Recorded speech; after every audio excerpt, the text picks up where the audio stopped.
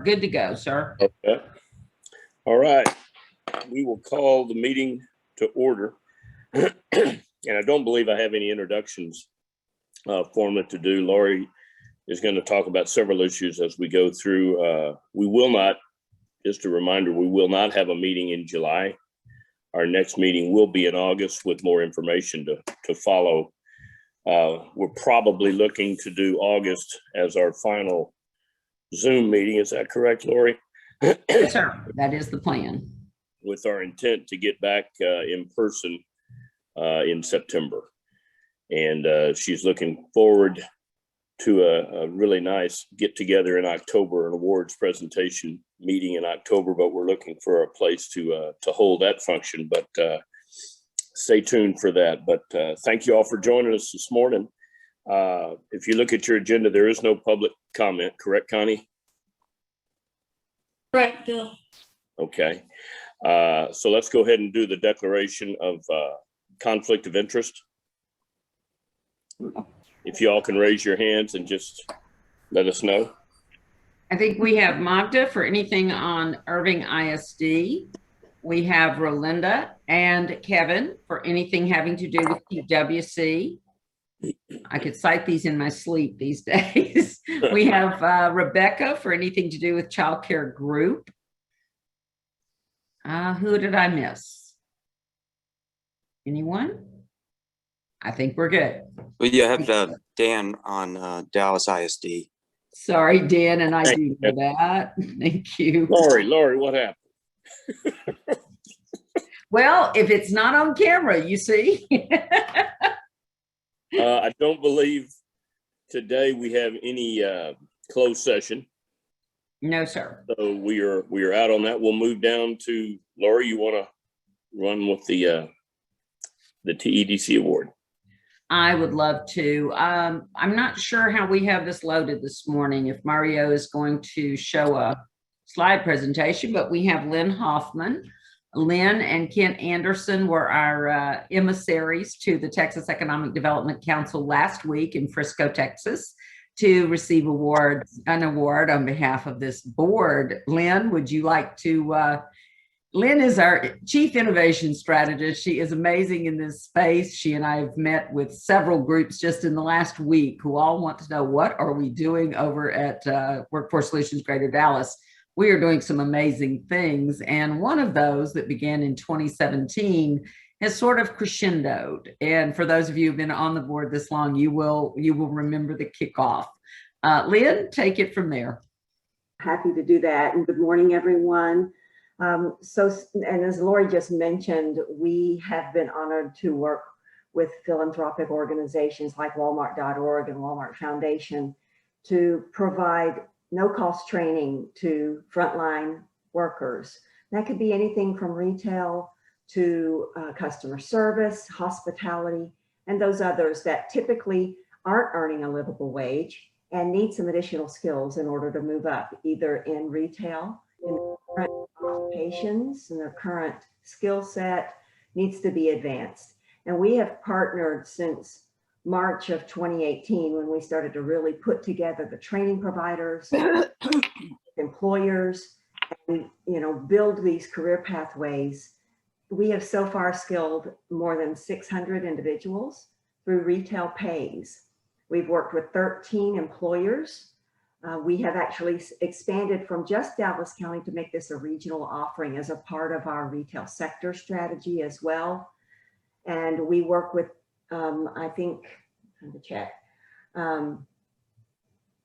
9 different programs of training. When we initiated this, we were really focusing in on upskilling in retail. And then we realized after COVID hit that retail may not be the career path and the career desire for every individual. Though they had started in retail, we are giving them those transferable skills and upskilling, reskilling, if you will, into IT, healthcare, and other types of occupations now as well. Right now, about 90 individuals are taking advantage of this training. We still are engaged with about 7 or 8 different employers, including our grocery store chains. DART has been able to create a supervisor certification program through this initiative as well. And one of my favorite stories is about Cafe Momentum. I hope you've heard of them. They are down not far from our main offices. And we have been able to provide high school diplomas through this program for 28 young adults who could no longer attend a traditional high school.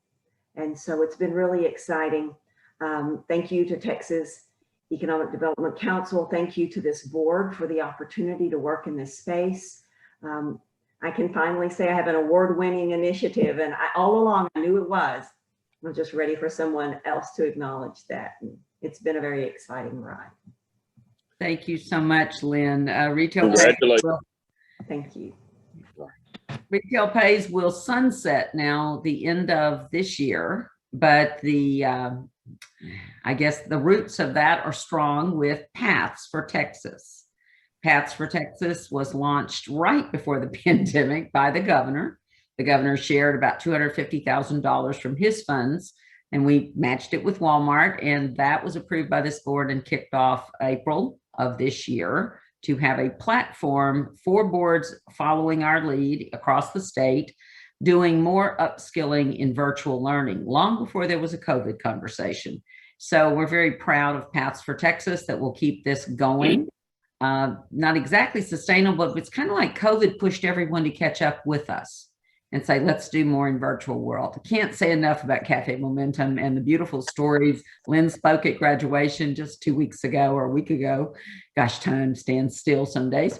We're just very proud that this stuff is all taking off. So thank you, Lynn. Bill, back to you. All right. Next on the agenda, I believe, Susan, do you have a report from the Child Care Task Force? Yes, we met, Lori, a couple of weeks ago, had a good update on the policy outcomes from the legislative session presented by Melanie Rubin, who has deep expertise in this arena. And then also thank you to Lori and Demetra for an update on the new policies, and particularly, as you'll see, or you probably saw in your board packet, the continued resources that are coming down to build out both to support families as they go back to work, but also to build out the infrastructure for the child care system. So good meeting. Thank you to those who attended. And I believe our next meeting is scheduled for August. Will that be in person or virtual? You know, we'll see. To be determined. One of the needs to keep it virtual, perhaps through summer, is people already made travel plans, and virtual really does help us keep the engagement. That's why I look to September, figuring, you know, we're still mentally on a school calendar, even if we don't have anybody in school. That's true.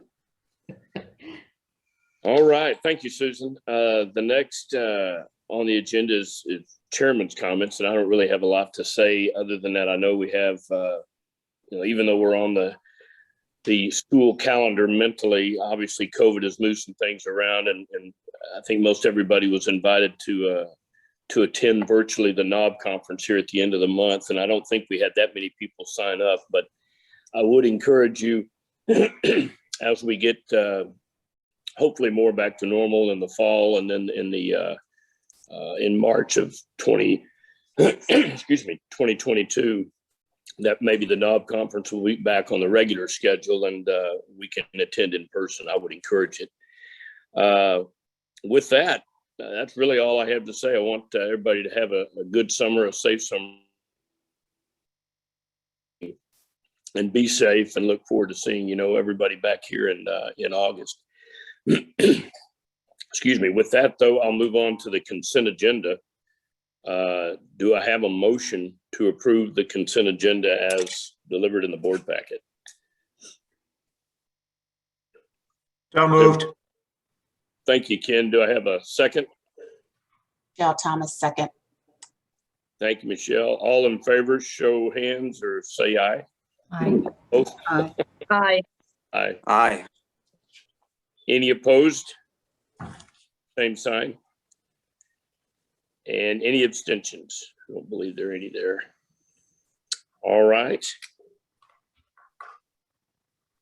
The consent agenda passes. Lori, since there is no closed session, you want to do go to means, ends, and expectations?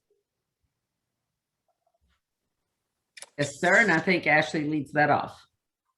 Yes, good morning. I am Ashley Verner, Chief Financial Officer for the board, also known as Professor Ashley, as Carter graciously dubbed me last month. This month, we are reviewing the AEL, or Adult Education and Literacy Grants, in our Program Spotlight report on page 14. Thank you, Mario. The first grant we show at the top of the page is the overall $7.6 million AEL grant. The AEL program is funded by the Texas Workforce Commission and provides English language learning skills, including U.S. civics components, adult-based education, math, reading, and writing, as well as career pathways options to help Dallas County adults acquire the skills and training necessary to compete and succeed in the workforce. The AEL program serves adults who are at least 16 years old and or beyond the compulsory school attendance age and meet any of the following criteria: function below the high school level, lack a high school credential, or are unable to speak, read, or write in English. The graph at the top of the page shows you that this grant, beginning July 1st, 2020, has a budget of $7.6 million. As of April 2021, we have spent $4.8 million. We have received word from TWC that we will be able to continue spending on this grant after June 30th until we fully spend the funding. In addition, a new grant year begins July 1st with similar money. We haven't yet received the grant at this time, but Demetria will propose an amount to obligate to our AEL partners for this new money beginning July 1st later in the meeting. The second grant we have outlined on this page is the AEL WE, or Adult Education and Literacy Workforce Integration Initiative grant. This grant began in May 2020 and also runs through June 30th of this year. This grant supports performance data for workforce integration for AEL participants while in services and after exit to increase the Workforce Innovation and Opportunity Act, or WIOA, performance accountability measures, including exit-based measures. Performance under WIOA is heavily reliant on follow-up data collection, as exit-based employment and credential measures require tracking for up to 1 year after exit. Additionally, credential attainment for post-secondary education or training credentials must be collected through credential organizations or directly from participants, since these credentials are not available through data match with other agencies. As of April, we have spent $120,000 of our $182,835 budget. Are there any questions regarding adult education and literacy grants? If I could, Ashley, partner something from the consent agenda with this, just an example of how this money brings additional services. So we've been operating the adult ed program for about 7 years. This was previously a collaborative between Rockwall and Dallas County, headed by DISD. Dr. May was a great advocate for moving this into the workforce space, and the Texas model allows for that. As of 2 days ago, we received notice from the city of Dallas that the city of Dallas, collaborating with Workforce Solutions, has now been accepted by the WES Global Talent Organization for a skilled immigrant integration program.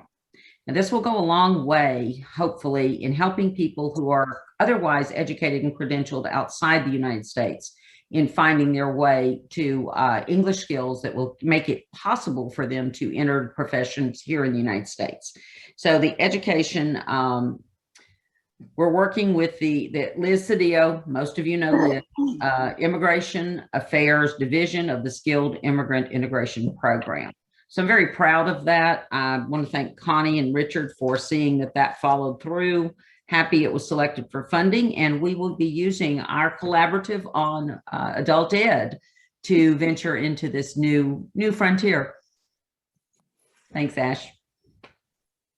Absolutely. Our detail expenditure report for the month of April begins on page 15. We have highlighted WIOA, or Workforce Innovation and Opportunity Act grants, adult, dislocated worker, and youth. Lori will discuss a need to add funds from these grants to Child Care Group's contract later in the meeting. The only other item we have highlighted this month is also a child care matter on page 17. Last month, I mentioned to you that we have agreed to reappropriate $12.5 million.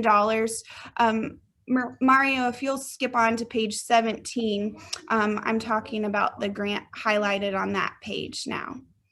The commission has approved this reappropriation of $12.5 million, and we are simply waiting on an amendment to our grant. We will request further action later in the meeting to flow this adjustment through Child Care Group's contract. Are there any questions about expenditures before I pass things over to Richard? All right, thank you so much. Richard, it's all yours. Good morning. I'm Richard Perez, Research Manager for the board. And in every packet, we include the MPR, which is the monthly performance report, which is like a report card from the Texas Workforce Commission. So there's three like grades in this. There's plus P, which is doing well, MP, which is meeting performance, and negative P, which is not meeting. So in this MPR, there are 5 measures that are not meeting, and I'm going to go through what those are.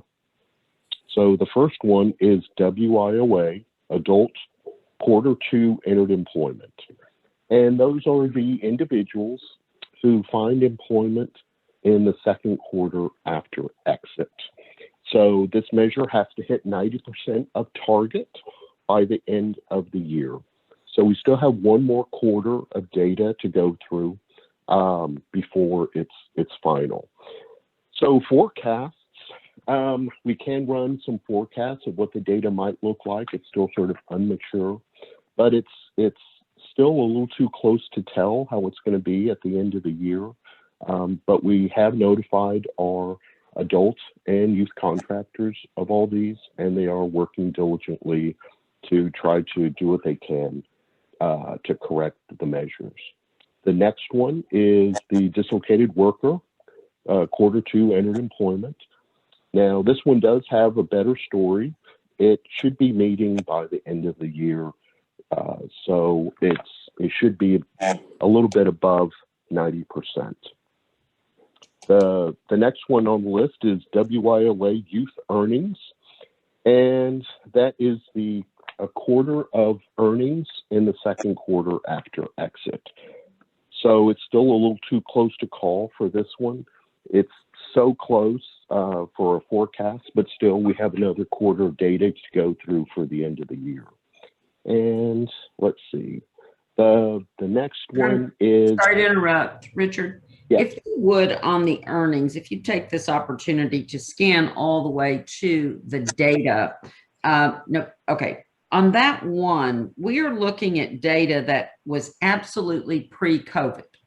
It was from July of 19 to March of 2020. I kind of want the board to realize these measures are in trouble before COVID, just barely getting into COVID.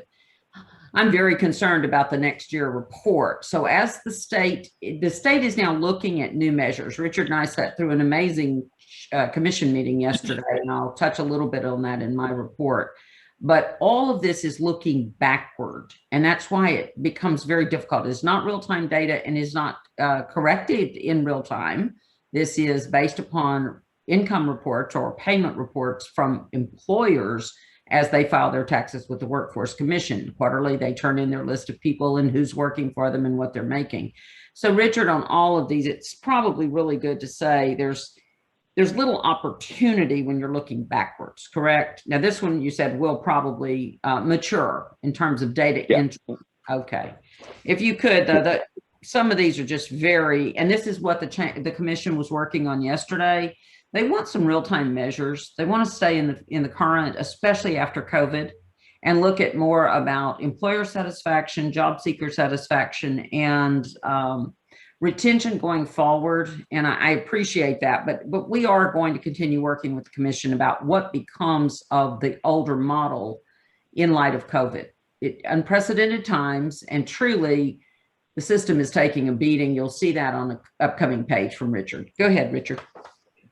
Yeah, so I was in the CNT participants entered employment, and that means basically all the participants that we serve. So it includes everyone, not just WIOA, Choices, SNAP, AEL.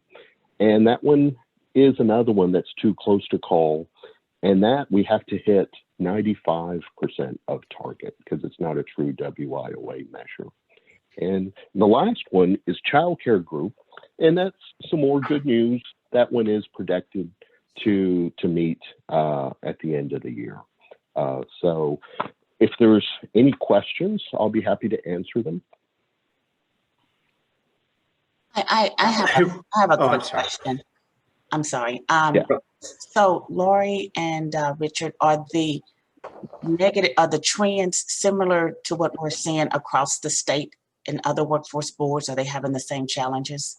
It's much worse, Michelle. If we could go to the next page, Mario, one more and one more. You see all the pink, but look at this. Blow it up just a little bit for me, Mario. If we look at the column of how many measures boards are missing, it's catastrophic, Michelle. You have boards missing 7 and 8 measures in the pink lineup, and this is across the board. Now, most of us will recover in childcare, as Richard mentioned. The reason being that when the state allows us to move money forward, we get to move performance forward. So that 12.5 million comes out of this, and so does the corresponding performance. So that rolls into next year's performance. That one will correct, but the COVID has done a real number on the system, and it's done this nationwide. I don't know how the feds will handle this because many of these measures are driven by federal congressional requirement to measure it this way. And it is a time for some very serious review of what's out here. That is why the commission was talking yesterday, not so much about the miss, but the lack of relevance perhaps in looking so far back when we're in a recovery mode. And we'll talk a little bit about what Richard was able to pull for us from the unemployment rolls. Does that help? Yes, very helpful. Thank you. Yes, ma'am. And that same, in the same vein, Lori, since these are retrospective reviews, did the commission or the feds consider adjusting the targets? Ken, not at this time. And that is concerning to us. Richard and I are kind of worried about it. I've brought it up to all of the boards, the 28 boards. I don't think we have a solid voice in the nation. NAWB is going to talk about it at the conference next week. Waiving this would require congressional approval because it is written into the law. Some of these measures, not all of them. Some of these are Texas creations, especially child care and TANF and those things. But inside Workforce Innovation Opportunity Act, those are driven in the rules. So I'm hopeful, everyone, that common sense will prevail. And next year's measures are going to get worse because we still have to deal with 2020. So as a follow-up then, if the targets aren't adjusted, then what's the implication of a local workforce solutions board not meeting their targets? I'm not really sure what would happen. Several of the measures have different weights. If it is a youth measure and you miss that measure for 2 consecutive years, in the 3rd year, the governor can do other things with the board formations. It's that sort of long-term look. So a first missed year is the beginning of erosion, and none of us want that first missed year in these measures. Some of the boards, sadly, are facing a second year. So, I mean, that is to be concerned. If you started off with a missed measure and you roll into this year, you've got serious problems because next year is not going to get that much better. I'm advocating, I'm hoping that we will see some waivers from the feds, but I do not have that information currently. Thank you. Did you note that Mr. Metzke has his hand up? Dan, please. I think Bill's still on mute. Dan? Oh, thank you. I just had a question on the average wages. If I'm wondering with what appears to be a workforce shortage in, across the country, whether the average wage has actually gone up. And interestingly, I did see that McDonald's had a $15 wage, and I know Dallas ISD is planning to raise the lowest wage for employees at Dallas ISD to over $13.25. So I'm just wondering, have we seen an upward trend in wages? I'll just log in and say, absolutely, it is a war out here, a competitive war. Richard, do you want to be more specific? And I don't have any hard data to prove that, at least not in front of me. But yes, we have, just like Lori was saying, we have seen evidence that there is a little more competition among the employers that are fighting for the workforce. Next meeting, I can gather some information and talk about it a little bit more, maybe in the economic snapshot. Well, while we're on that, let's move to the economic snapshot. I think it's a perfect segue. Yeah. There we go. All right. So I'll just touch on the unemployment rate. This is for April, and it is continuing to tick down. I'll jump to the employment change. That is the over the year, April 20 to April 21, from the unemployment, the Laos unemployment percentage data with civilian labor force. So that's a huge increase from April to April. The number of claims from March through the end of May, and the state has cleaned up that number a little bit. It was a little higher. There was a little bit of duplication, and they've also taken out some of the fraud numbers from that. So now Richard, I'll touch. Just a minute, Richard, that we can say there were actual individual claims of 388,982 in Dallas County for the pandemic. Yes, absolutely. So that's from March 1 of 2020 through May 30. So anybody that's big on statistics, that's where we landed after you remove duplications and potential fraud. Yeah, and every time it was sort of complicated because every time somebody files a claim or it goes from regular unemployment to one of the pandemic unemployment or extended benefits, it creates a new tick mark. So that was a little bit of the duplication there. I could, Richard, follow up on that. Yeah. Richard generated some data for me. I'm just gonna, we didn't hand it out. You guys don't need any more paper. But just kind of, as we approach June 26th and the end of the $300 a week benefit, and we're just going to call it the $300 a week, I had Richard look back over two very similar periods of 6 weeks, the most recent 6, and then the 6 before the end of, was that the end of March? I think it was. Correct. Yeah. So at that time, back in the first of the year, if you'll go back to what we were talking about in the meeting that had to be postponed because of snow, our March meeting, we were talking about 120,000 people still on benefits and about 80,000 of those on pandemic. And I think each of you in your own industries can share that people started coming back to work with thank goodness, the vaccines. And also, as we now are in yellow in Dallas County, we have seen the vaccines have just really cut into the disaster that was.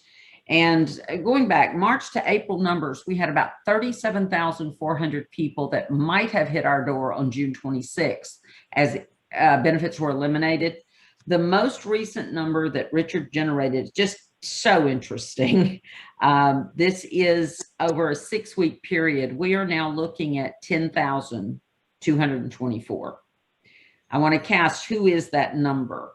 48% of those are high school graduates. That means that is the highest academic level.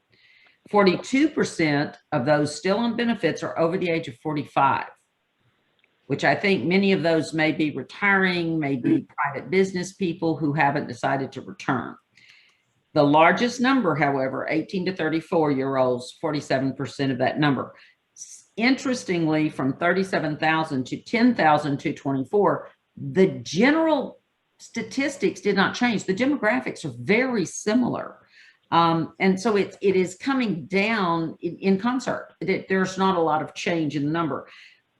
Good news for everyone who does work for vets, only 4% of the unemployed are veterans, military veterans. So I thought that was a great term, and it was then and it is now.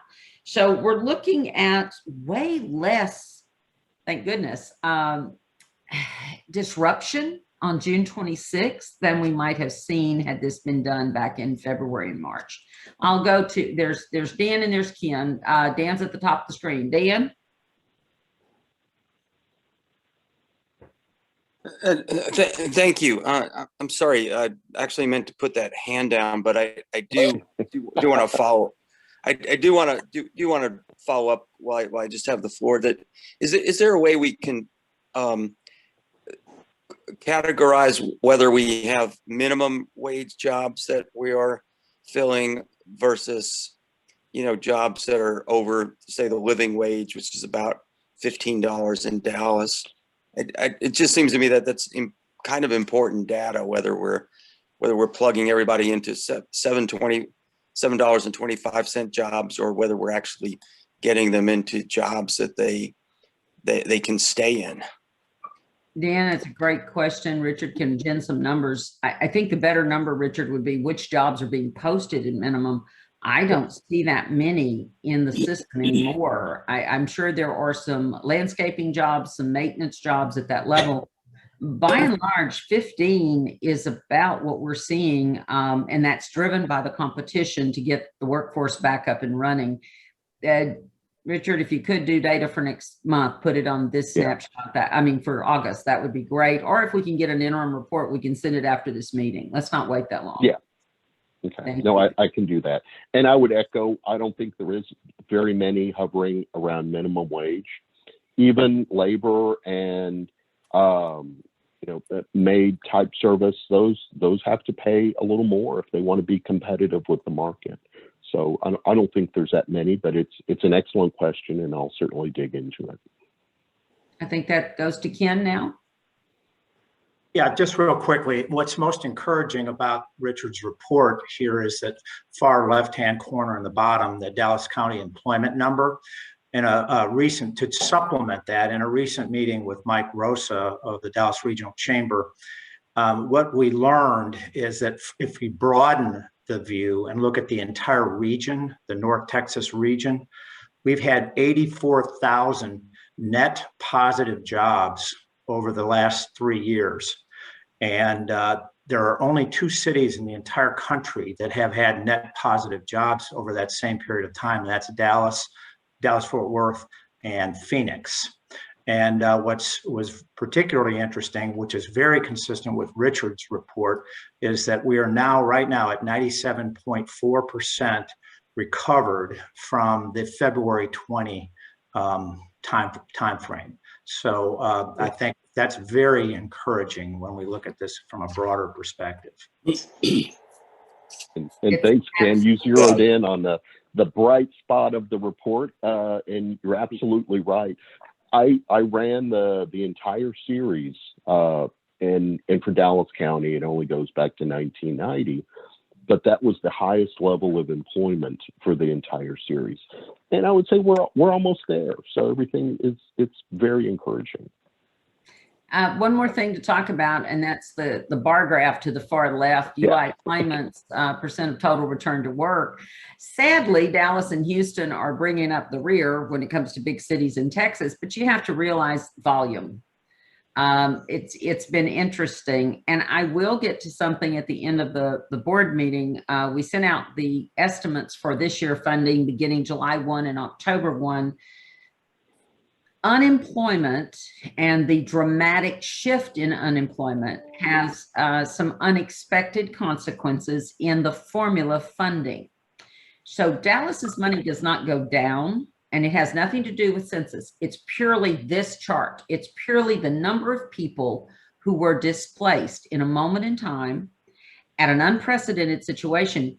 It changed the relative share. It changed how we are normally 9 to 10% because so much is driven by poverty, so much has been driven by unemployment that stayed stable.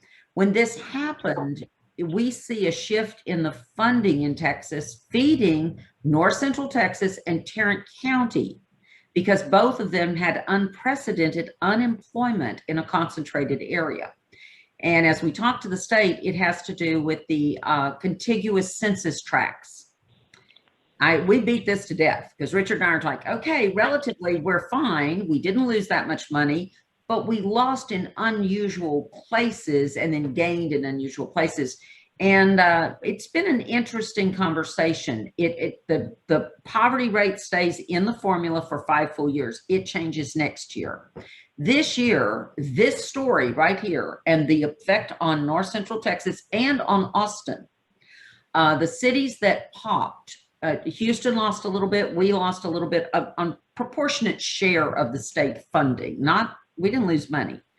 But boy, did we see a spike in what money is going to Tarrant, North Central, and Austin. So I'll talk about that at the end, but I thought it would be an interesting exercise because unemployment will drive federal economic conversation in a very peculiar way. Other questions about Richard? As always, we don't know what we do without you and Mario. I do have a question, Richard. This is an excellent report, but can you also run the report and show race, ethnicity, and gender? Happy to do that, Molly. And let me just tell you, because I do have a side report over here. When I talked about who's still unemployed, you are spot on.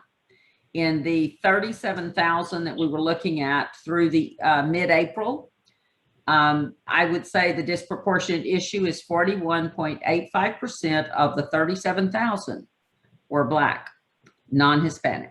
That is exactly, I think, what you're pointing to, that people who were previously isolated from opportunity or having less opportunity coming out of COVID are still struggling.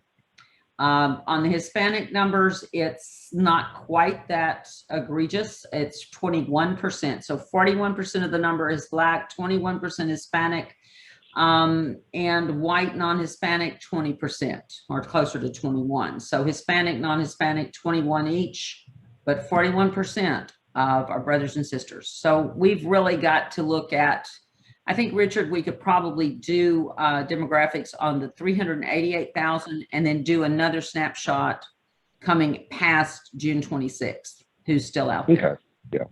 No, I can certainly do that. Molly. It is on my table, believe me. Thank you. And before we leave the page, another thanks for Mario to help put this together.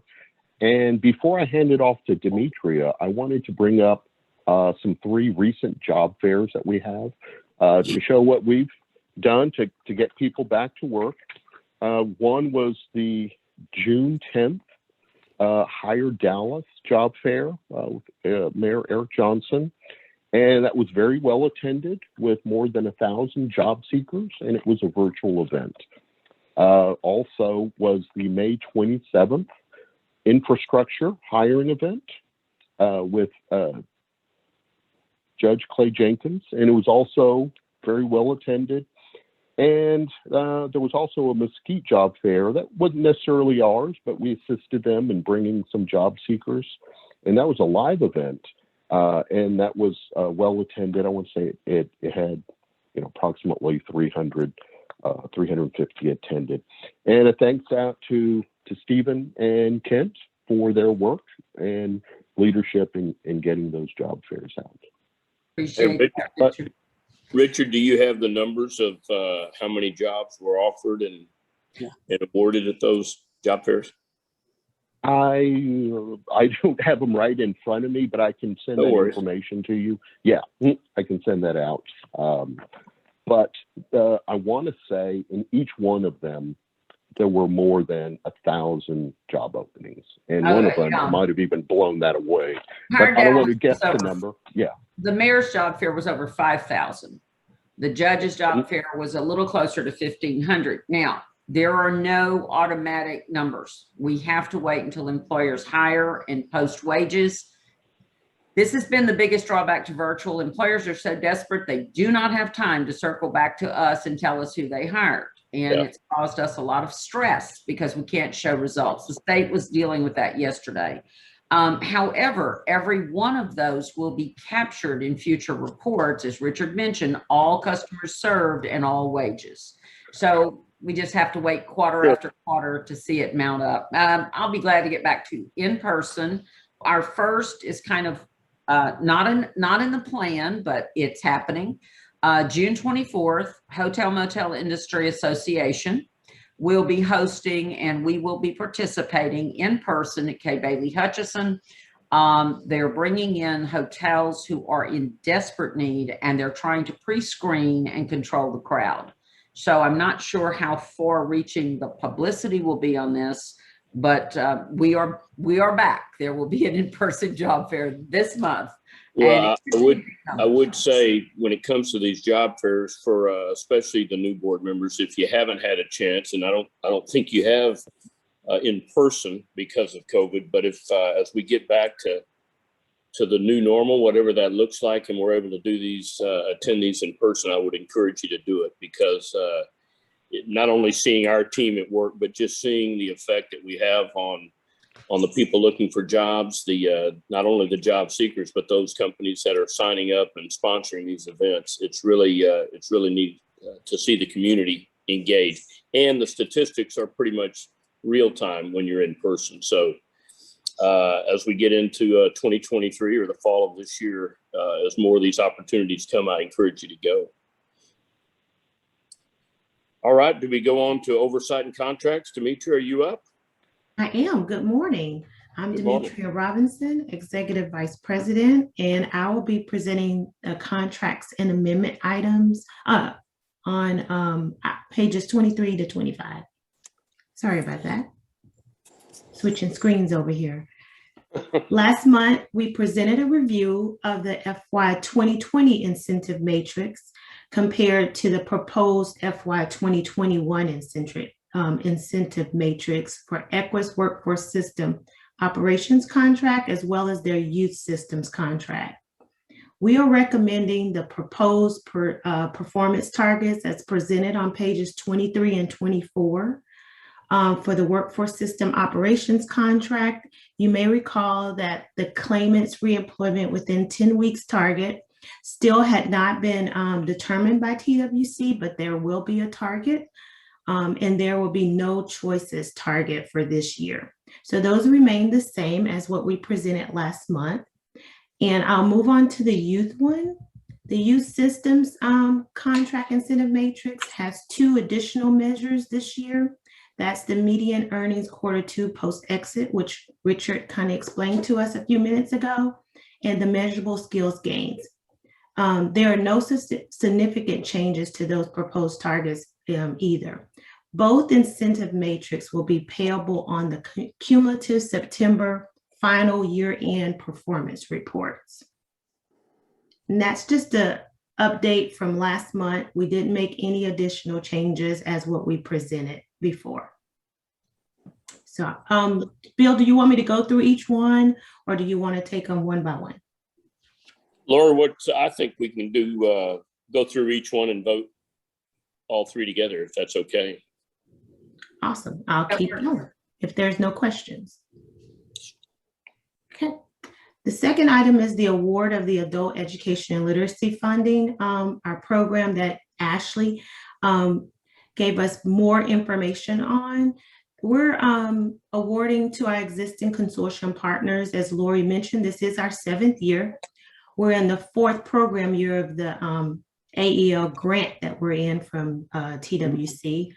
So the awards for this program year will be effective July 1st with the new money to Dallas College, $4,447,500. Irvin ISD, $747,500. Richardson ISD, $412,000, and Wilkinson Center, $1,018,000, and Equus, $75,000.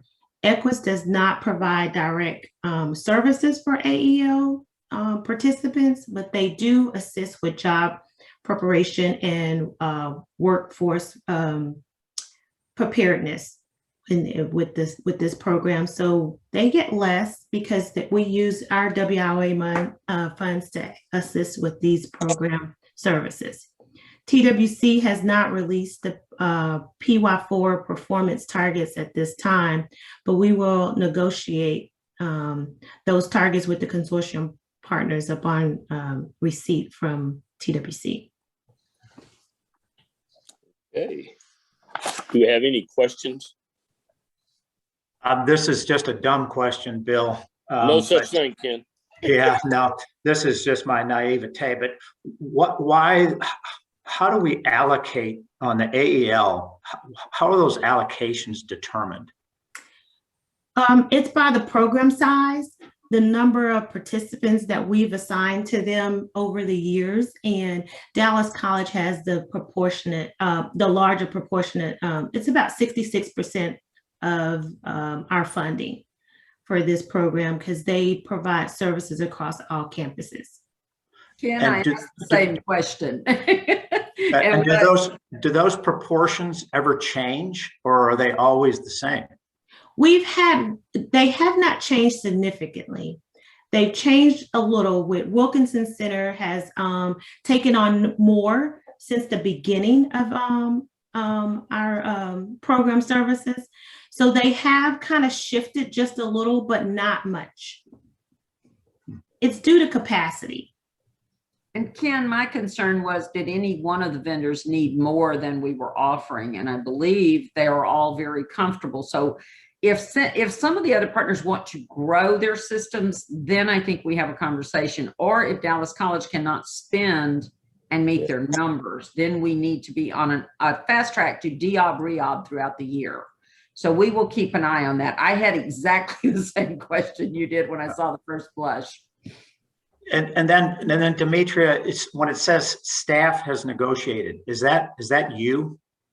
It's me. It is. We have a team.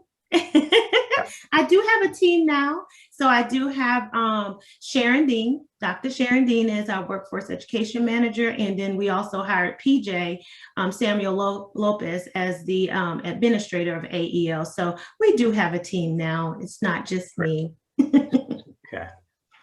But you would know, to Lori's point, you would know if one of the programs needed more dollars, you would know that, and then you would negotiate that with them and potentially move that from one bucket to another. Absolutely. And we do that throughout the year. We have ongoing contract meetings with the consortium, and we have built a good partnership. And I'm happy to say that we've had the same partners since the inception of the program. So we have a good rapport, and our relationship between each entity is very, very good, and they're willing to help each other. Great. Thank you. You are so welcome. Good questions. Ken, are there any other questions? If not, Lori, is it okay to address? We have 4 recommendations there for the youth system, for the AEL program contracts, for child care group, and the workforce programs. Do we want to make a vote on all 4 for the recommendations as written? we can do that. I will ask, Mario has sent me a note saying it would be much more helpful if everyone could use the raise hand emoji. If you can tap the button for raising hand. If not, if you'll raise your hand in the screen for us to do vote counting, it would really help us in record keeping. So yes, the answer is yes, but please raise a hand. Do I have a motion to approve the recommendations as written on the 4 proposals in the board packet? So moved. Second. Thank you, Susan. Thank you, Ken.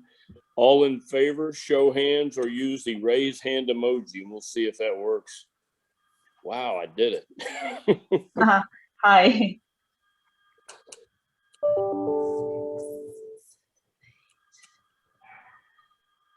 Some of you cannot be seen. Raise the hand closer to your face, guys. It's way down here. Some of you, some having trouble.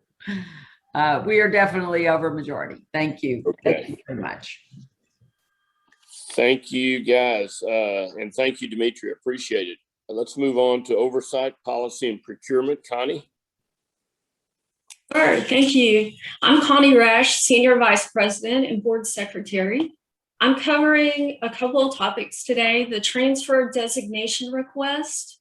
Once we reviewed our fiscal resources, we're requesting a transfer designation from the Workforce Innovation and Opportunity Act dislocated worker to adult. And we're looking at up to $600,000 to provide opportunity for both unemployed and unskilled adult populations. These transfers are allowed under federal law and state policy. So this will allow us to serve additional individuals in need of training to get back to work and also meet employer needs. Okay, are there any questions on that? I want to point out something just as I was speaking earlier about the shift in resources. Strangely, as many people who are still unemployed in Dallas County, it is amazing to me that the need continues to be the poverty population, the population with significant barriers to employment who have never been employed. So please understand this is a redirect of money to the more severely barriered people in our community. And thanks to Equus, they are consistently serving the hardest to serve population. But this money, it's not the normal trend in the community or around the globe. We're talking about dislocated worker, getting people back to work. This one takes us to another place, which is the people who are barriered need more assistance. Thank you, Lori. Do we want to vote on that, or do we want to go to item number 2, Connie? You want to go ahead and talk about the policy? The policy that we're talking about today is the training provider policy amendment. Currently in the policy, we have a cap of training scholarships for a maximum of $12,000. However, we will go above that on a case-by-case basis, depending on if there's a need, if employers need, specific type of trained individuals. However, that's not really happening out in the field. So we wanted to amend the policy to be more specific, to encourage people to attend training if there is a considerable demand. So we would like to target some specific classes that potentially may exceed the 12,000 cap, but not go over 20 for most cases. So that's one part of that policy. We also, a WD letter, which talks about registered apprenticeship programs. We're adding language. There's no local flexibility with that one. If you're a registered apprenticeship program, you don't have to go through the same rigors that a regular training program is. They're automatically added to the eligible training provider list. And then the third item to this policy is just more of a clarification for reasonable distance. We have a reasonable distance of 30 miles. That's really meant to serve as a guide for workforce customers, workforce staff, but they can attend other training programs in other workforce areas. So we're not excluding training outside of Dallas. Also, there's virtual or in-person learning, so it's sort of not really relevant anymore. So that's the training provider policy. If anyone has any questions. I will say, just more amplify the message, Connie. We need coders in a different way. We need programmers. We need people in technology. The training cost has just skyrocketed because the market will bear. So I'm learning from our colleagues in San Antonio that they're paying part of $23,000 to a vendor that would also like to come to the Dallas market. We have a different situation here because so many of our people are in need. We have set up policies to prevent predatory lending. I'm going to just say it, signing people up for grants in addition to the money that we pay and having no control over the top cost. I don't want to get rid of that rule. I would like to work with our whatever schools can fit under the 20,000 and provide a service that is in serious demand in our community. I would still like to keep people from signing up for education loans. But we've learned that some of the schools will scholarship the difference, and some are raising non-federal money to scholarship the difference. So please don't see this as, it isn't the full solution. We will still have a lot of negotiation, but we have the money and we need to spend more to get the talent that we need and elevate some of the people in our community. So it's a serious action. We've always had it, but in talking to frontliners, I'm learning that some people are walking away because we are not supporting the training that they would like us to support. Lori, who set the cap initially at 12? I'm sorry, who said it? Who set the cap? The board. Okay, how long ago was that? When 12 bought a lot more though, Bill, we haven't touched the cap in quite some time. What we did was modify the language to say you could go up, but then we're finding the field is not going up. They're using it as the maximum, and we'd like to, let's beef that up. Let's get some better program activity in front of our job seekers. Okay. Any other questions? I believe we're getting a lot of background noise. Sorry for that, guys. There we go. Okay. With that, then let's go ahead and we'll handle, I believe we can handle both these together also. The recommendation for the transfer designation request and the recommendation for the training policy amendment as written in the board packet. Do I have a motion to approve? I move that we approve both recommendations. Second. Thank you, Ken. Ken will do the show of hands. I never took my hand emoji off, so I apologize for that, but I'm going to vote for it, so I'll leave it up there. But all in favor, show of hands. And truly, if you've already abstained, we will capture that. 1, 2, 3, 4, 5, 6, 7, 8, 9, 10. Okay, thank you. It passes. Bill, I'm sorry I need to let you finish the vote. I'm saying that you have more than a majority. I did not mean to interrupt. Oh, no worries, no worries. Any, not abstentions, any opposed, same sign. And are there any abstentions? Okay. I have hands up on Bill O'Dwyer and Dan Mitchke, and I don't think you mean them to be up for voting against the motion. I got to learn to use the tools. I'm sorry. No, that's okay. I just wanted to say I'm not capturing anything to the negative here. And then abstentions, as previously recorded. Does anyone want to abstain that was not previously? And I appreciate that question in the chat. We do need to make sure the abstentions are recorded properly. Yes. Thank you, sir. All right. Thank you, Connie. Lori, I believe President's briefing is next. Bill, can I interrupt for 1 second? I just want to make sure that on page 25, there were 2 items I didn't brief on, but we did vote on them, that we had no questions on those 2 items. The child care group? Yes. Child care group and the workforce programs for the summer recess. Were there any discussion or any questions on those by the board? And that was one of the abstention questions. And Rebecca, you are properly recorded. Thank you for that. Oh, the joys of virtual meeting. Thank you, Demetria. Thank you. Appreciate it. Moving on, and thank you, Bill. I'll pick it up. Special projects, and this won't take that long. I know I'm about to lose a member or two, so let me grab this and run with it if we can. Okay. Paths forward, and I've incorporated a letter here. Rebecca and Alan Cohen were both my colleagues in this. Judge Clay Jenkins had asked several of us in the community in mid-May to give him some assistance in paths forward from this past COVID episode. What do we do next? He asked the superintendent at Dallas ISD, who is very big on broadband, to discuss broadband. He asked us to submit something on education. He asked the Dallas Chamber to be in there.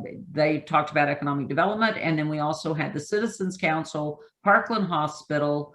I don't know that I'm leaving out anybody. Rebecca, correct me as I proceed here.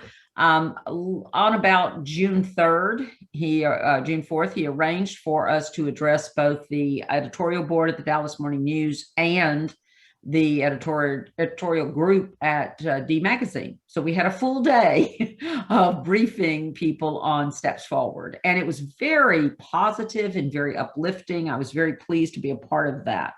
And Rebecca presented part of the workforce. I presented part of the workforce, and CPAL, Alan, presented a whole lot on data and access to benefits. And so we really covered the waterfront. It was a wonderful experience. Our letter is recorded for you on page 29. I just want to talk about a few things that we will try to accomplish. We need to stop presenting a competitive front on workforce options. I'm going to try to get the ecosystem back in, get the band back in town. The ecosystem was built to try to bring the position in the community to no wrong door, that you could go to any organization funded by United Way, funded by Workforce Solutions, or organized by Dallas College. You could show up there and get an equal assessment of your skills and an equal explanation of opportunities that exist. That has eroded during COVID, and we have more and more programs as opposed to system. We need a system so that people in town know that they can make that one call, they can be formally assessed, and they can see the complete menu of services that are around our community, and that we will all endorse each other.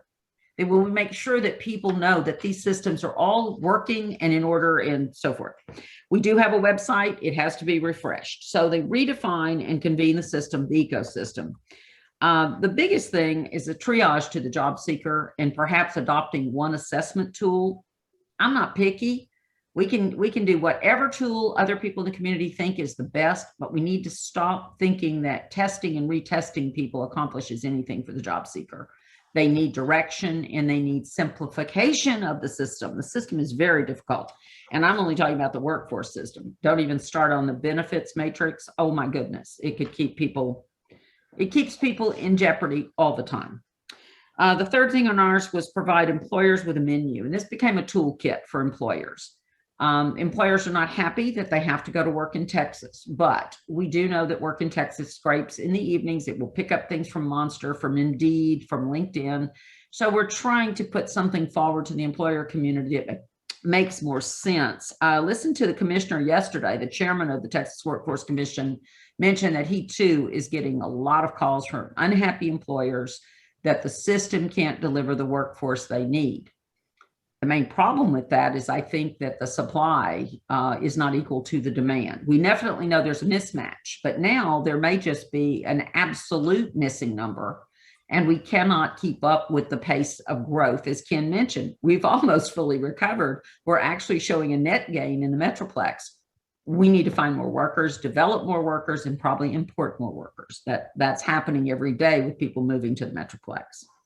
The last thing on here was prioritize critical workforce populations. I got an interesting question from the media about opportunity youth, the 18 and over, and saying, aren't we putting too much emphasis on that group? And maybe we need to look at the 30 plus. sorry, the numbers are in our youth population. And we have got to upskill that youth population, get them re-engaged in education, keep them engaged long enough to get a credential. So I'm going to stick to my guns on that one. But you can see from the letter, we have a lot of work to do. And then the next phase is continuing to upskill our workforce. Let's replace what we need and keep pace with this fabulous economic surge. We are living in wonderful times. Questions about paths forward? Again, that is the judge's project. There is also a group meeting on the mayor's project. The mayor and the community college, Joe May, came together and decided they would do a workforce project, and I'm going to work with them on this. Happy to do so. So we have a lot of people putting hands on the problem, and I think it's the idea of one voice, the idea of one systemic approach to recovery, and we need it. Questions? Anybody? Concerns? Anything on this? Okay. Laurie, on point one, you referenced that you should not that it should not be driven on the principle of human-centered design. Could you? I'm uneducated on that. So what does that really mean?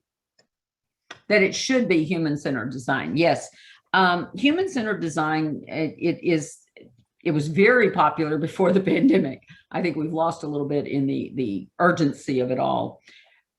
Our systems work to serve the system, Carter, as you're well aware. The WIT system, the Work in Texas system, is a prime example. It was built to feed the government system. It was not built around the needs of a job seeker or the employer. That's why both are rejecting it.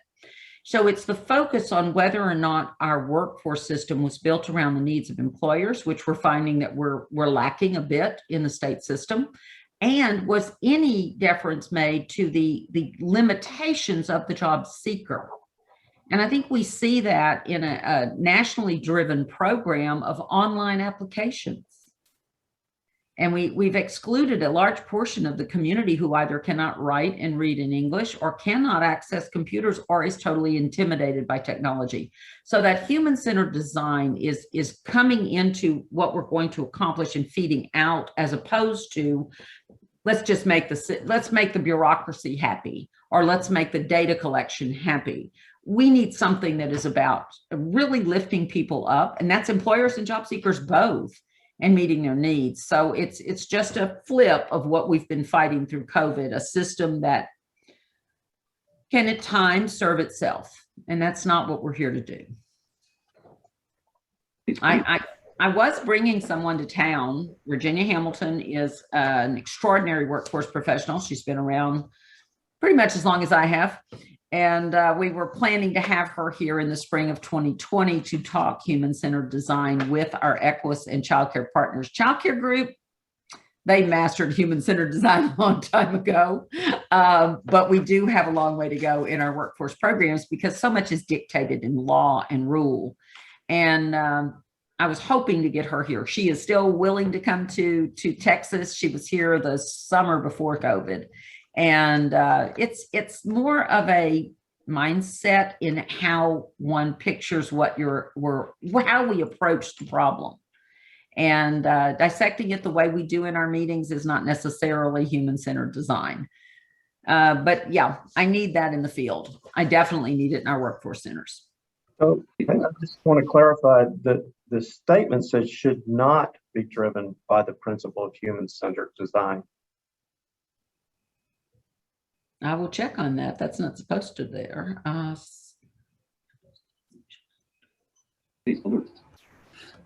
Lori, this is Rolinda. I would also add that in the group that you're mentioning is people with disabilities who may not have access also are critical to make sure that we factor that in.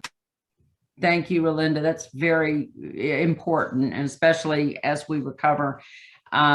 I don't know how people have stayed afloat during the situation, and I appreciate all you and your colleagues are doing in the centers. But yes, I apologize. I should have mentioned people with formidable barriers are not being served to the level that we would like. And I'll go back, Carter, and check why that's in there.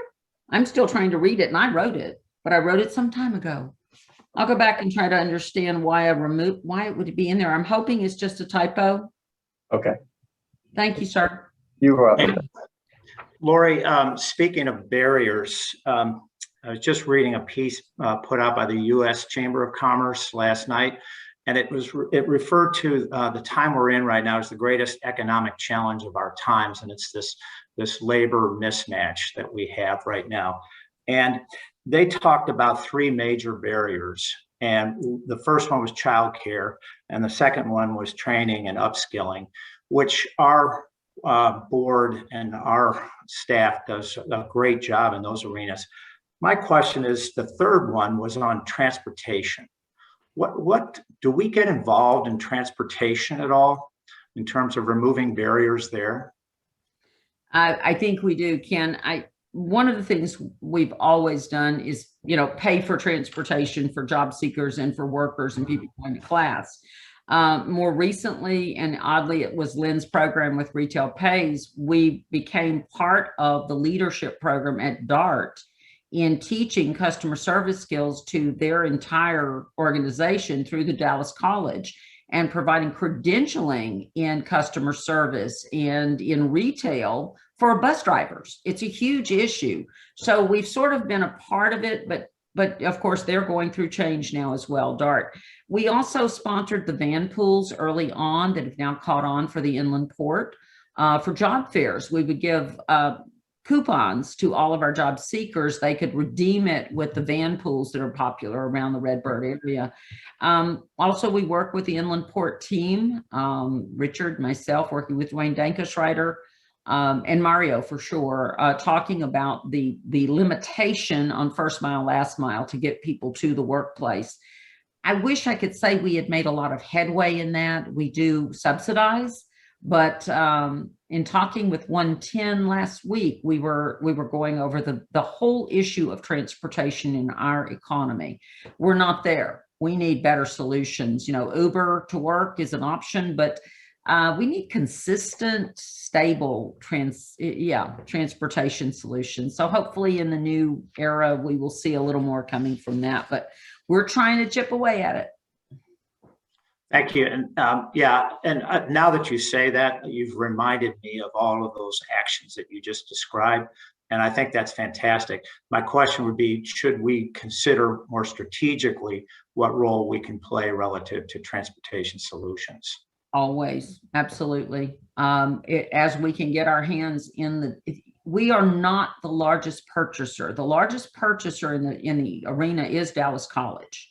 They have a formidable agreement with DART that puts a bus pass in the hand of every student.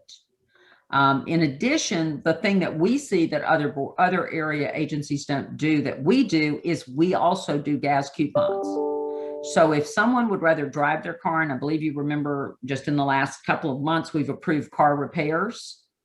We will pay for a one-time car repair. We'll pay for your fuel. Sometimes bus is not the solution. I have met with many organizations, employers, particularly their associations, about, can you try harder to do group like a crew cab? Can you try harder to schedule people similarly who live in similar areas? I grew up in a world where my dad had a paid ride. I had a paid ride to college even.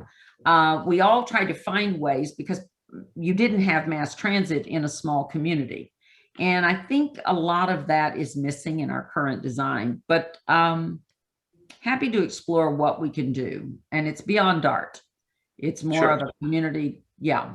I think there's definitely an opportunity here to keep up with the economic growth. Thank you very much. The only other item that was described in this this particular piece that I read was it also magnifies our need for sensible immigration solutions. And that gets way out of our realm, but that is clearly an issue that has to be dealt with.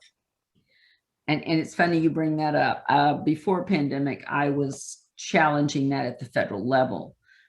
We did not have the visas. The visas were in short supply. We're now at a situation, but it's not a national situation yet. It is really a Texas situation. As you pointed out, Arizona and Texas need to get together on this issue. How do we supply the workers needed to keep the economic boom moving forward? And I think there are a lot more states who would say, oh, we're not there yet. You know, we can't get everyone employed. But yes, immigration is a part of workforce. I appreciate you bringing that up. And hopefully this new project with the city will put us back on that strategic approach that we're going to look at the problem. I had gone to the White House the June of 16, and the program was brain waste.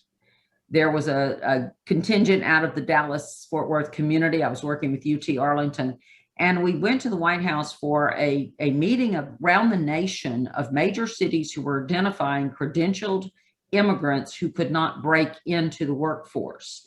That has to do with every state having its own licensing for electricians, their own licensing for lawyers, their own process for medical professionals. And it was so disconnected and confusing, same thing we're talking about in simplifying the systems, that they were trying to make a dent. Nobody made a dent. I mean, that was a blip and we moved on. But there's a lot of people who could connect to the workforce in meaningful ways if we simplified the system for accessing it. Great. Thank you. Sure. No, it's great conversation. Lori, I'd like to add in reference to transportation, some of our programs are really evolving, like adult ed. They just added where we can actually pay for transportation out of that particular grant, along with the vouchers for the testing fees, which we weren't able to pay for years ago. So it is evolving. I think we're getting there with trying to assist people to have accessibility. Thank you for that, Dee. And that leads us into the actions that I have today. If you recall last meeting, we had assigned the new opportunity for education outreach specialist to the EQUIS contract. I would like the board to reverse that decision today and allow me to hire those people at the board level, which I think would be far more sustainable and impactful. The state had previously sort of guided us to say, give it to the contractors out there. And then we found out that some of the best models had been done at the board level. So I would like to move that back to the board level. It would be hiring 4 new people. This would not withdraw any money from EQUIS because the money that they would be spending was unspent funds in TANF. We have similar unspent funds at the board level. Stephen has agreed to take that on. Stephen Bridges works under Richard at this time. I will be making some realignments there. We also have a new friend, Mr. Toussaint at the Chamber has just been added. He replaces Drex, and he is the Education Workforce Vice President. And he has experience with the Education Outreach Specialist program has offered. He was even teaching the program when he was at TEA. So we became fast friends over this project, but I believe that when we return to in-person and we have the chamber and the board in the same facility, and we have that kind of momentum for this project, that we will be able to give the local school districts, all school districts in Dallas County, formidable information on workforce, labor market, and bridge the gap that has existed for a long time. Austin has done great work. Central Texas and Belton is a shining example, and Abilene. So we'll work with the chamber, and hopefully I have your approval to do that. But we'll roll that, if it's okay, we'll roll all 3 actions together. Childcare, and this is kind of a funny, after our last board meeting, I had a frontliners meeting, and I said, what's keeping us from serving people? And lovely, shy woman on the front line said, I'm just going to speak up. I have 7 young women who need childcare before they make a decision about a job or training. I can't hold them and say, let's enroll you in something, but I haven't established your childcare. Federal rule was you must either be employed or in school to establish your childcare in the system. So we made a flip and obligated some money to childcare group out of our Workforce Innovation Opportunity Act. I took that on myself to see if we could make a dent. On the 3rd of June, this would have been effective June 1. On the 3rd of June, I received a call from the state. Reagan Miller, our dear friend, said, I'm working on the federal rule. I want to change this for the state. We must have access to childcare for up to 90 days before, let the parents settle their child in good care that they will afford in the future before they take a job and before they go to training. Strangely enough, that happened yesterday in front of the commission meeting. The state has arranged for all of this to fall under child care dollars and to give us an advance of 90 days for any participant to settle their child so that they can go to education or take a job. So I'm asking you to approve this, not anything other than June 1 to whatever day we get formal notice from the state that we can move ahead with this. And my apologies that it's even on here, but it was a great idea. It's sort of a chicken and the egg. We thought of it, the state thought of it, and now it's all come to fruition. It is what needs to happen. It will be statewide, hopefully nationwide. And so I do ask for assistance on this for the June 1 until such date as the federal rule kicks in. The next thing is a modification. I'm sorry. That was the same thing. It was to carry out the support services that we had deemed. So it's both the money and the policy, and Child Care Group is thrilled to have the opportunity. What happened if we had used just WIOA funding forward, the state lost the count of those children. They could not be counted in the child care number and lost the potential expenditures. So I just share with you why it was important to them to make the move. Bill, if we could vote on those three, I think that would be the way to go. So it's the reassignment of the education specialist, the policy, and the money for Child Care Group out of WIOA to serve youth. Serve kids out of WIOA funding. Do we have any questions on any policy that's discussed? On the assuming of the 40 people under our employment structure, do these? Four. I thought you said 40. Oh my goodness. so yes, that makes a big difference. Yeah, when you said 40, when I heard 40, I went, oh my gosh, that's just amazing. So 4, do those 4 people already exist at Equus? So no, they had never been hired. Okay. And so we will just be bringing them into our organization. We'll actually be responsible for attracting them and retaining them. If we consider the benefits implications in that allocation of dollars and everything else? Yes, sir. Okay. It's important, I think, that this functions as an arm of the board. Our relationships with school boards have not been established, other than thankful to Magda and Richardson ISDs, Irving ISD, for being part of a collaboration on adult ed. We really need a strong connection now to the other districts to assess their other needs, their other opportunities for us. So I'm real strong about this. And yes, it is a little bit of a burden. We've only operated at 26. We need to employ the 4, but we also have 3 vacancies that we're trying to fill. So we will increase staffing back to the old days when we had about 32 people on board. Great. And then does that have any implication? In a previous board meeting, we talked about the broker relationship and the benefits implications. Does that have any impact on that at all? The only impact I can see is that basically no, because we're still under 35, 36 people. But if it did have an impact, it simply gives us better bargaining in that our group grew a little bit. Right. The small group is under 30 is very hard to even get a bid. Yep. Got it. Thank you. Good questions, Ken. Anything else? I'm going to put it on. All right, then with that, do I have a motion to approve the recommendations as written on page 28? The reassignment of education, the Child Care Group contract, the modification, and the modification to support services. Everybody on mute? Dan has a hand up, but I don't know if.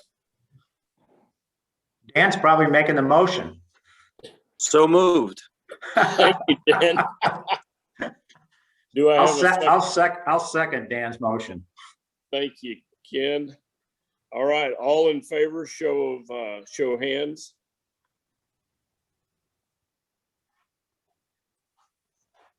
Lori, I'll wait for you and Connie to make the count. Well over a dozen, yes, sir. All Bill, opposed? same sign. Oops.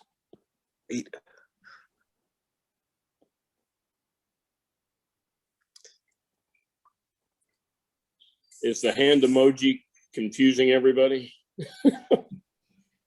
Especially me. I don't want to, if you're voting against, I need a hand raised. And I've got a couple of hands raised. I'm just trying to determine if that's a yay or nay. Christina, I'm about to record you as a nay. Is that correct? No, I'm a yes. Thank you, dear. Thank you so much. We're fine. We should have a hands down and a hands up. Anyway, sorry. Thank you. And I will note Rebecca as an abstention since it is childcare activity. Thank you. All right, the motion passes. Lori? Thank you, sir. A couple of other items that I would like to apprise the board of and just get your feedback. I know this may take time. Page 30 to 31. As I mentioned in my note, Ashley and I want a more formidable HR process, HR system. So we engaged ADP. We currently do, for COVID's sake, we went to ADP Workforce, which gave us timesheets, timesheet collection, signing online. It was wonderful, and everything is in the system. They also have an extended system to offer us. It would cost us an additional $10,000 a year, give or take. It would put us in a virtual system with strong HR consult, someone to look at our handbook consistently, someone to make sure we are compliant. And for a small group, think about the cost of an HR professional. We have Barbara. She's done a great job. She will continue to do that job, but this would be a formidable support system for our board, for staffing, keeping us clean and organized, and virtual, which is also a PII protection.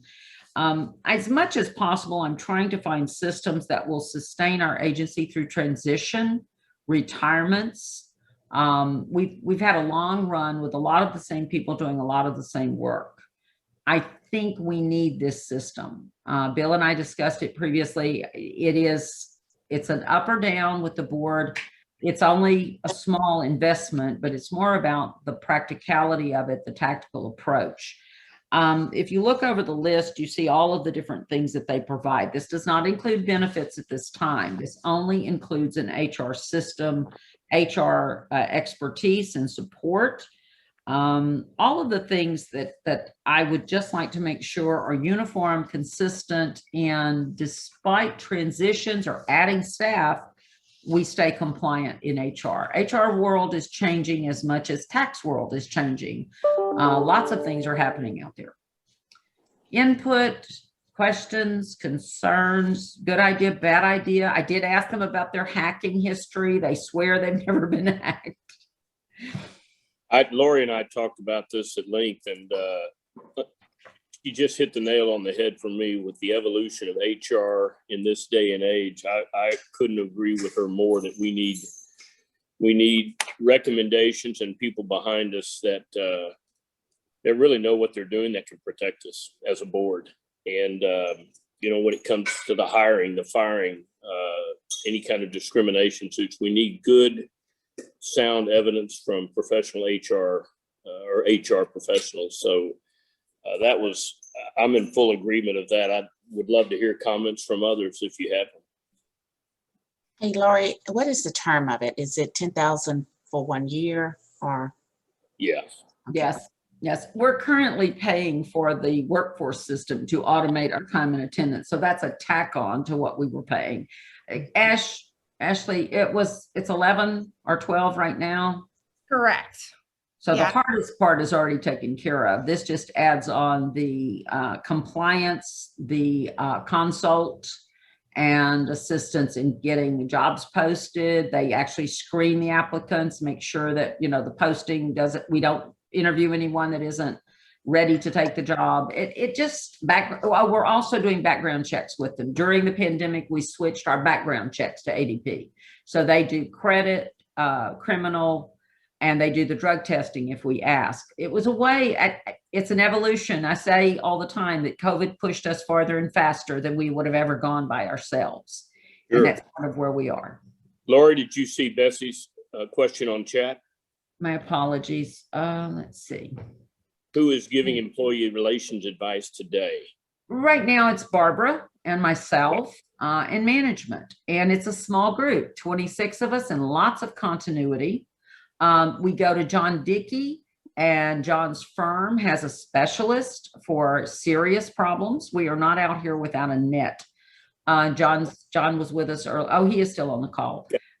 This would not replace legal advice. This would simply give us that HR professional to keep kind of pinging us about keeping up. John, I didn't run that. I think I may have mentioned it, but we didn't have a lengthy conversation. You have any input here? No, I think ADP's got a good product and really very good services, particularly on the changing tax laws and recording of time and payroll records. It's not going to replace the internal function for employee records that the employer must maintain, but it's delegating a portion of that record keeping. It's fully accessible online. My firm uses ADP and as a back office resource, so we're very familiar with this. The expanded resources for advice really are not aimed to replace legal advice. It's really aimed at planning and answering the day-to-day questions on how we should fill out forms and so forth, both at the federal and the state level. Thank you, John. Thank you, John. Laura, does this require, or John also, does this require a vote? It is well within the limits of my authority in terms of money. That was not the question, but I really would love the endorsement of the board in the spirit of this. I think it's something that if there's dissension, I want to know that. If you want to look at other services or postpone till we do research, whatever. But the money, of course, is basically well within my purview. So. Okay. Well, for the sake of that, let's go ahead. Is there any other questions? I have one more question, Lori. Is it an annual contract? Do you have an out clause, and will you, ping it for future evaluation, say at 9 months, to make sure that you're getting the value proposition that you think you're getting? Understand, Carter. I believe it's more of a subscription than a license. Ashley, have I lost? There she is.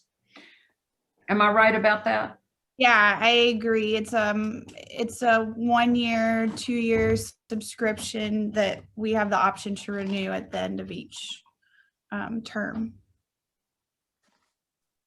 Okay. Thank you, Bessie. I saw that note in the chat. With that being said, let's go ahead and just do a vote on this just to get everybody's feeling on it. So all in favor of bringing ADP on board at roughly a $10,000 annual fee to help us with our HR needs. All in favor, let's show a sign of hands.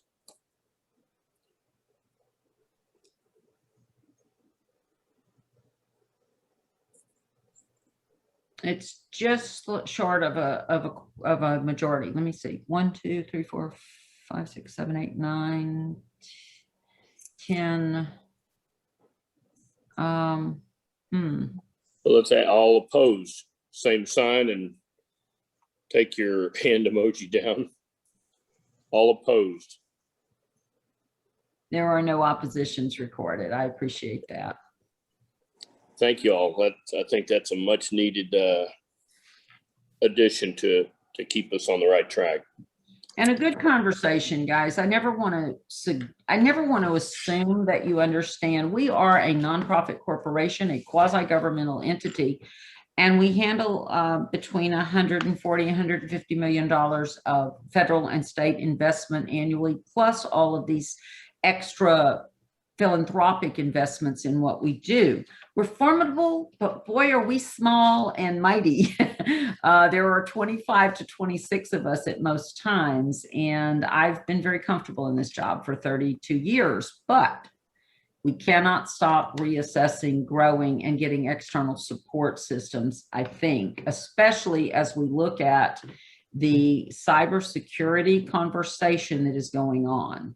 I want to give you a couple of things. I'm not going to go over the funding. You've got the pages. You can look at it. I've sort of explained to you what's driving the shift in resources, particularly Tarrant and North Central. You can look at those. Ashley and I did receive bids from Marsh McLennan, our brokers for insurance, and a huge jump in the cost of cyber care. So cybersecurity.